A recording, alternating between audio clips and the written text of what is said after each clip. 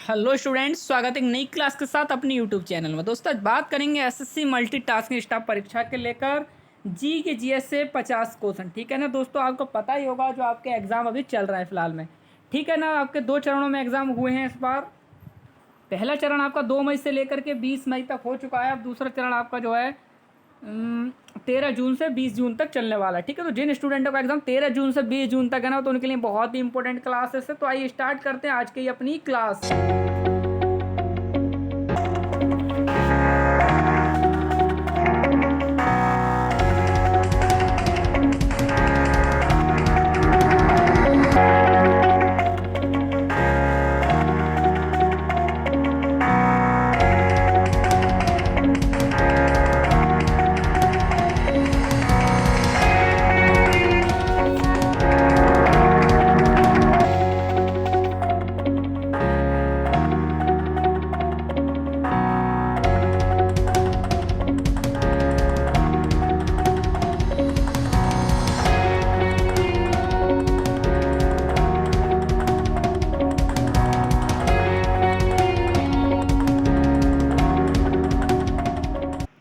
देखिए पहला क्वेश्चन दिया है, किस पड़ोसी देश को land of the thunder Drager कहा जाता है। तो दोस्तों भूटान को कहा जाता है। ठीक है, एग्जामिनर थोड़ा घुमा के क्वेश्चन देता है।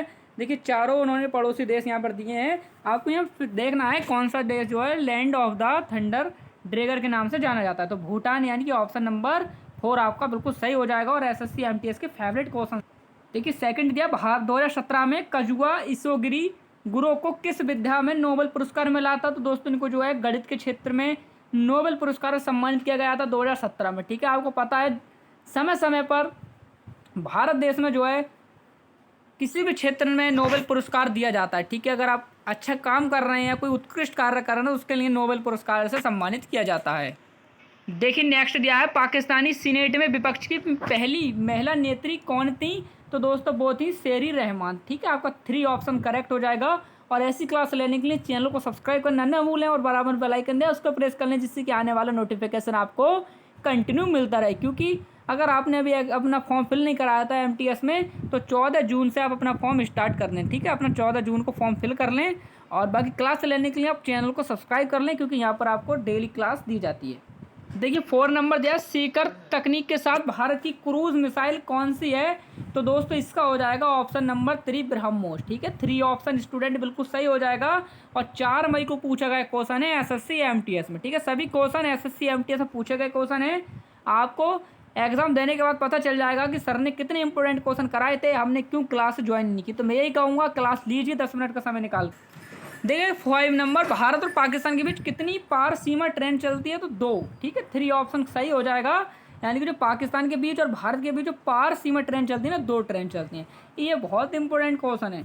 देखिए नेक्स्ट दिया, हाल ही में एक वैश्विक डेटा चोरी अपराध में किस कंपनी का नाम आया था। दोस्तों इसका हो जाएगा कैम्ब्रिज एनालिटिका। ठीक है, 4 नंबर यहाँ बिल्कुल सही हो जाएगा। और ये क्वेश्चन आपका एसएससी एमटीएस में पूछा गया क्वेश्चन है 4 मई को। तो सभी क्वेश्चन मैं आपको एसएससी एमटीएस में आगे करा रहा हूँ। ठीक है, बाकी कुछ नहीं करा रहा हूँ मैं, जो एसएससी ने पूछे ना वही क्वेश्चन मैं आपको करा रहा हूँ। ठीक है, बाकी CHSL और CGL की क्लास भी बहुत जल्द चालू करने वाला हूँ इस चैनल पर, बस आप सपोर्ट करते रहिए। देखिए 6 क्वेश्चन बहुत इंपॉर्टेंट है, हाल ही में वैश्विक डेटा चोरी अपराध में किस कंपनी का नाम आया था। तो दोस्तों कंपनी थी कैम्ब्रिज एनालिटिका। ठीक है, आप सभी को पता होगा। और ये क्वेश्चन बहुत इंपॉर्टेंट हो जाता है। ठीक है, एसएससी के फेवरेट क्वेश्चन है बेटा, ये सभी चुनिंदा क्वेश्चन में लेकर। देखिए नेक्स्ट दिया है, भारत की सबसे बड़ी मीठे पानी की झील कौन सी है। तो देखिए यहाँ पर समझेंगे, हम विश्व की नहीं पूछ रहा है, भारत की पूछ रहा है। ये बच्चे बहुत गलती करते हैं और MCQ भी गलत वाला पहले दिया जाता है, मैं आपको बता दूं, क्योंकि वो भी बच्चों का दिमाग परखते हैं ना। जो गलत ऑप्शन होगा ना उसको पहले देता है। एसएससी की तो ये खासियत है, मैं आपको बता दूं।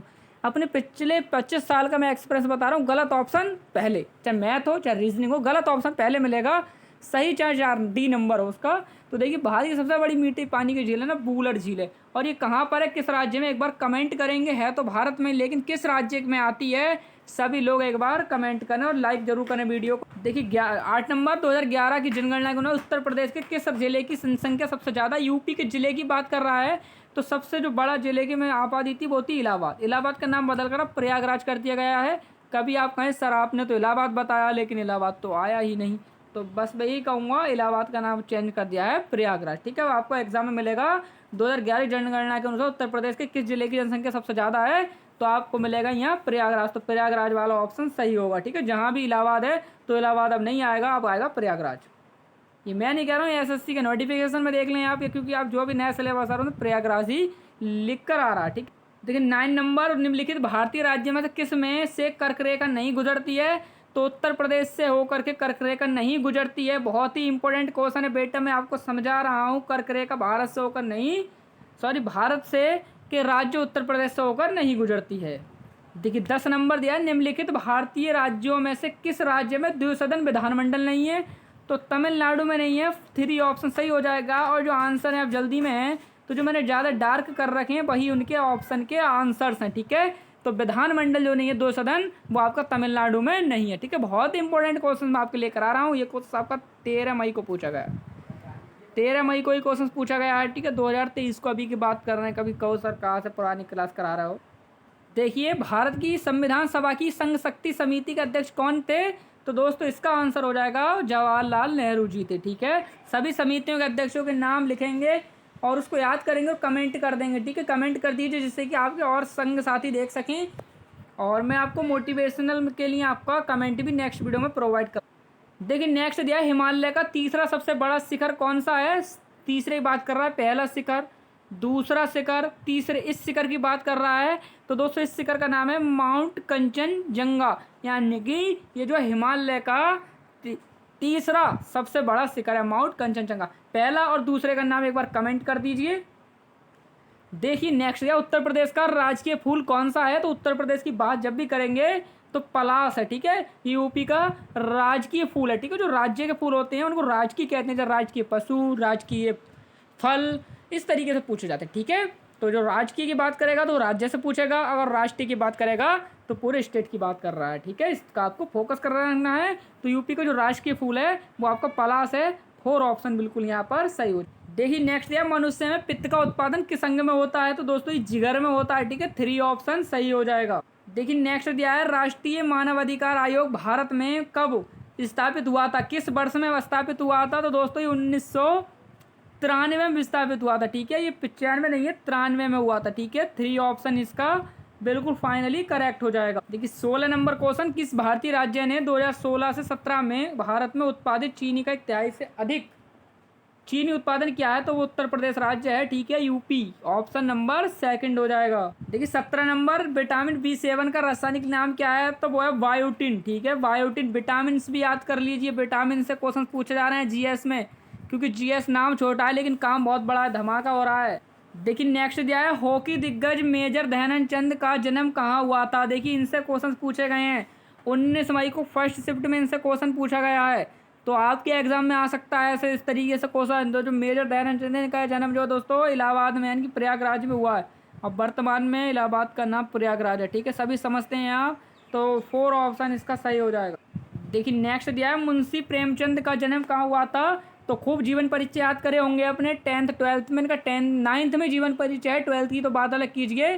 तो दोस्तों ये हो जाएगा वाराणसी। इनका एक पार्ट है डॉक्टर चड्ढा, आपने पढ़ा होगा, तो उसमें भी आपने जीवन परिचय में इनका जो जीवनी पढ़ी है उसमें भी पूछे जाते हैं ये क्वेश्चन। तो ये शुरू से ही वही है, क्योंकि मैं बता रहा हूँ ना कि 10th लेवल का एग्जाम है MTS। जो बच्चा SSC MTS का एग्ज़ाम दे सकता है तो इसमें जो 10th पास भी एग्ज़ाम फॉर्म अप्लाई कर सकता है। तो दोस्तों यहाँ पर मैं बता दूँ, उसी से आपके एग्ज़ाम में पूछा जा रहा है। अगर आपकी GK और इंग्लिश में मजबूती है ना, अगर आपकी इंग्लिश मजबूत है तो इस बार सिलेक्शन 100% लिख कर ले लो। बिना इंग्लिश के तो कुछ नहीं होने वाला SSC के किसी भी एग्ज़ाम में। देखिए 20 निम्नलिखित में से कौन सा उत्तर प्रदेश का सबसे पुराना विश्वविद्यालय है? तो दोस्तों ये उत्तर प्रदेश का सबसे पुराना विश्वविद्यालय अलीगढ़ मुस्लिम विश्वविद्यालय, ठीक है। ये यूपी का सबसे पुराना विश्वविद्यालय है, ऑप्शन 1। देखिए 23 दिया है, सॉरी 21 निम्नलिखित में से विशेषण है। तो दोस्तों विशेषण लंबाई, बुढ़ापा, समझ या शांत। तो दोस्तों शांत जो है इसमें एक विशेषण है, ठीक है। कुछ हिंदी के क्वेश्चन में मैं करा रहा हूँ, बाकी ये आने के ज़्यादा चांसेस नहीं है, लेकिन जो इम्पोर्टेंट लगे वो मैं आपको करा देता हूँ। एक 22 प्रेरणार्थक क्रिया है, तो वह सुनना। किस कोई प्रेरणा दे रहा है आपको तो हमें उससे सीख लेनी चाहिए, सुनना चाहिए, यानी गिरना चाहिए, बोलना चाहिए, कहना चाहिए। प्रेरणार्थक क्रिया जो होती है वो सुनना होती है, ठीक है। अगर कोई आपको प्रेरणा मिल रही है आपको तो उसको सुनिए, जिससे कि हमको कह रहे हैं कोई प्रेरणादायक बात है, प्रेरणादायक स्टोरी सुन लीजिए, पुरानी कहानी है, तो उसको सुनने में अंतर्गत आता है। देखिए 23 लड़के ने पुस्तक पढ़ी है, वाक्य का काल है। लड़के ने पुस्तक पढ़ी है तो पूर्ण वर्तमान काल है, ठीक है। अभी की मौजूदा की बात है, पूर्ण वर्तमान काल है, ठीक है। पूरा ही वर्तमान की बात कर रहा है, लड़के ने पुस्तक पढ़ी है, तो इसका ऑप्शन बी। देखिए 24 निम्नलिखित में तत्सम शब्द है, तो दोस्तों अचरज जो है तद्भव शब्द है, ठीक है, ऑप्शन 1। और नेक्स्ट यार शीत का विलोम होगा, शीत का जो होगा, शीत माने होता है ठंडा और उष्ण माने होता है गर्म, तो ठीक है यही इसका विलोम होगा। आई होप, उम्मीद करता हूँ आपको सब कुछ समझ आ गया होगा। इसके बाद भी कोई डाउट है तो आप कमेंट कर दीजिए, आपको सभी सॉल्यूशन यहाँ पर प्रोवाइड कर दिए जाएंगे। Thank you for watch, thank you student. Next video के साथ मुलाकात करेंगे। चैनल को सब्सक्राइब करना ना भूलें, नोटिफिकेशन ऑन कर लें। थैंक यू, वंदे मातरम, जय हिंद।